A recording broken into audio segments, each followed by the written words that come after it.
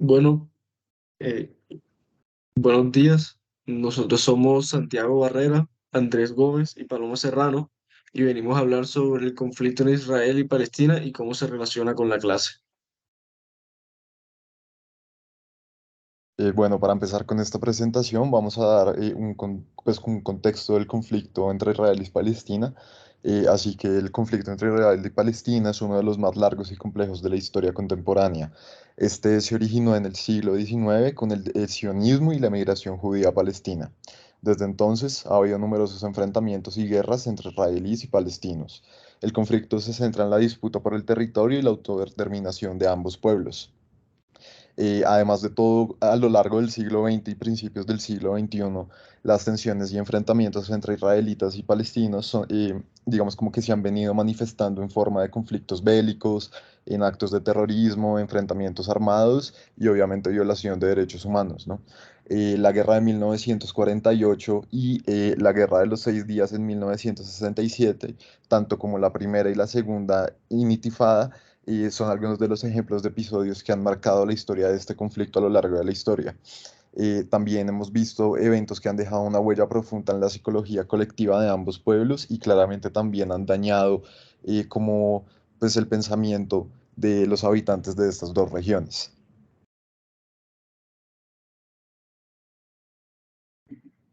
Bueno, aquí en este mapa podemos ver cómo a lo largo de la historia se han ido repartiendo el territorio. Al principio, aquí podemos ver que el rojo es Palestina y lo beige viene siendo el Estado de Israel. Entonces, desde antes de 1946, Palestina tenía pues la mayor parte del territorio. Después se puede ir viendo que a lo largo de los años Israel ha ido cogiendo pues más territorio y se terminó dando en el 2000 Palestina en solo los lugares rojitos y, y en Gaza se encuentra en estos momentos el gobierno pues, terrorista Hamas y en la otra parte pues, de Palestina, que es lo rojo, tienen otro tipo de gobierno.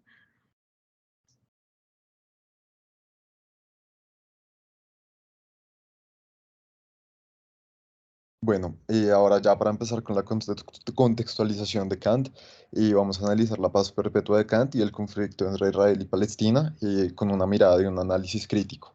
Entonces, para empezar, la teoría kantiana de la paz tiene implicaciones éticas y políticas importantes para el conflicto entre Israel y Palestina. Por un lado, la teoría destaca la importancia del respeto a los derechos individuales y la soberanía de cada nación. Por otro lado, la teoría es criticada por su falta de realismo y su incapacidad para abordar la complejidad del conflicto. Esto es muy curioso, ya que Kant argumenta que las democracias son menos propensas o digamos como que es mucho menos probable que logren entrar a conflictos armados entre sí, ya que sus ciudadanos tienen un interés en evitar la guerra, pero al igual el autor también aboga por un sistema de leyes y tratados internacionales que regulen y como que le pongan leyes a las relaciones entre las naciones que resuelvan disputas pues como pacíficamente y no de una manera de conflicto pues como proliferado, ¿no? Además, también el autor propone la formación de una organización supranacional que promueva la paz y mide, digamos, los conflictos internacionales. Digamos que de acá se puede sacar un poco como los argumentos y las bases de las organizaciones internacionales que ya hay, pero pues, digamos, como que no logra estas organizaciones como cumplir con, pues sí, como con los pretextos que ya ha dicho Kant para poder lograr la paz, digamos, en este tipo de conflictos.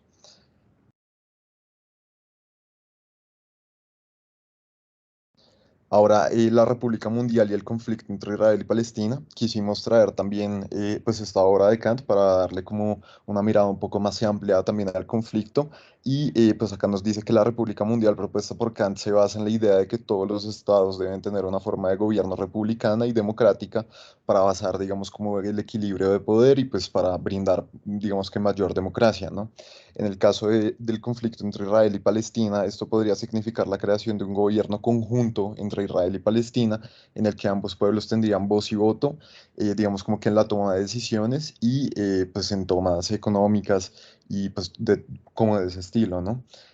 También en un mundo caracterizado por los conflictos y las guerras, Kant argumentó que la paz no era un estado pasivo, sino un ideal alcanzable a través de la acción consistente de las naciones. Para esto también Kant, digamos que sostiene que la paz era una obligación ética y moral, y también creía que las naciones debían comprometerse con la paz para respetar los derechos individuales y la autonomía, digamos, como que, pues, de cada estado, ¿no? Y para que esto obviamente pueda promover, digamos, como que el poder y el deber fundamental moral que debe tener cada estado frente al otro, ¿no? Esto también implica que la paz no es solo un interés propio, sino un imperativo ético. Y también el autor, digamos, como que propuso la formación, a su vez, también de una Liga de Naciones que mediara los conflictos y promoviera la paz a nivel internacional. Así que acá podemos ver, digamos, como que en estas dos obras que el autor sigue dando como el mismo ideal y sigue dando así como la promesa de que para poder mediar estos conflictos se debe crear, digamos que una organización supranacional. Además de todo, para esto también, digamos, como que se basan en tres elementos fundamentales, los cuales son la formación de repúblicas civiles, el respeto de los derechos cosmopolitas y la creación de una federación de estados.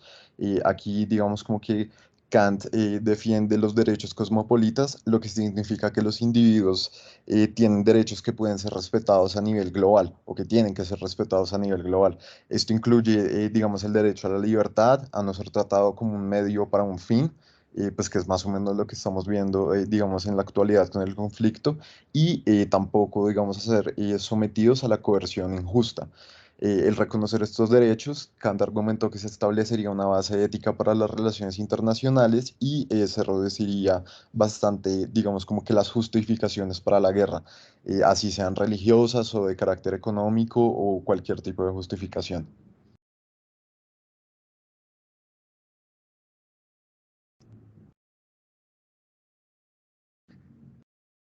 Bueno, Hannah Arendt, en su lectura La comprensión y política, esta influyente filósofa y política del siglo XX, en su lectura nos habla sobre dos puntos muy importantes en los cuales se puede evidenciar, que también se pueden evidenciar en este conflicto entre Israel.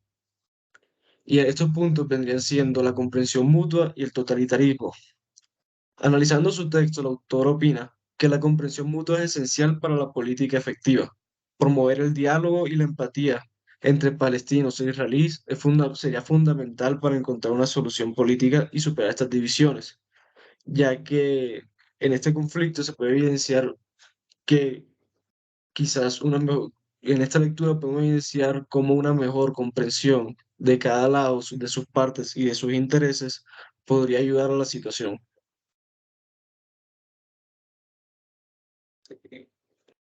La autora también nos habla sobre el totalitarismo y en este denuncia cómo la tiranía y cómo la tiranía presupone que los menores, o sea, la gente que está sufriendo sobre este totalitarismo debe de luchar por su libertad.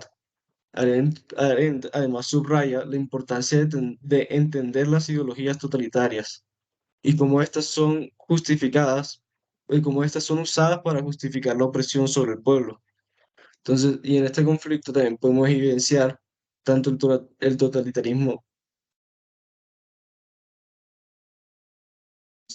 Bueno, muchas gracias.